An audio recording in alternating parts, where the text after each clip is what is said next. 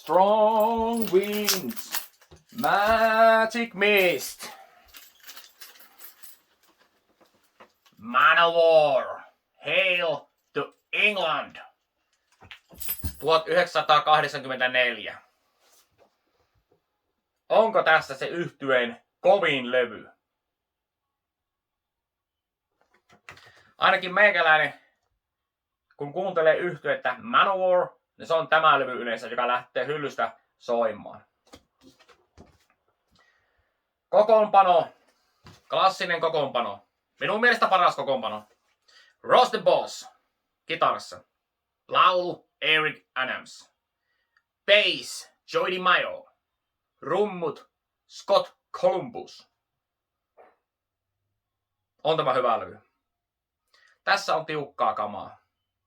Yhtye on niin energisessä iskussa tällä levyllä kuin ollea voi. Aivan mahtava. We are Manowar. We are invincible. Get the false medal. Hail to England. Ja miksi mulla tämä on? Tässä on niin tiukkaa kamaa ja niin hyvää menoa, että taisteluvarustus on itselläkin aina mukana, kun tätä kuuntelen. Että tässä eläytyy tähän kannen teemaan. Että ei ole vaihtoehtoja, kun kaipaa tuolta taisteluvarustus esille. Aivan mahtavaa meininkiä tällä levyllä. Aivan mahtava. Että tosiaan kun tätä kuuntelee, niin miekat kilisee, vihollisen veri virtaa, nuolet lentää ja näin poispäin, kun tätä kantta kahtuu ja kuuntelee. Aivan mahtavat kannet. Vaikka ei ole Ken Kelly piirtänyt tätä, silti minä tykkään tästä kannesta. Tässä on jotain. Hail to England.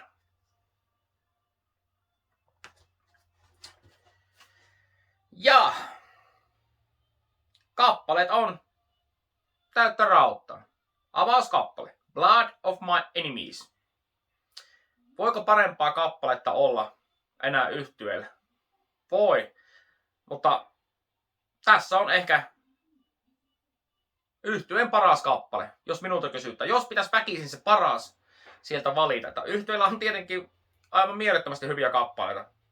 Mutta jos joku pitäisi valita, että mikä on se paras, se on tämä.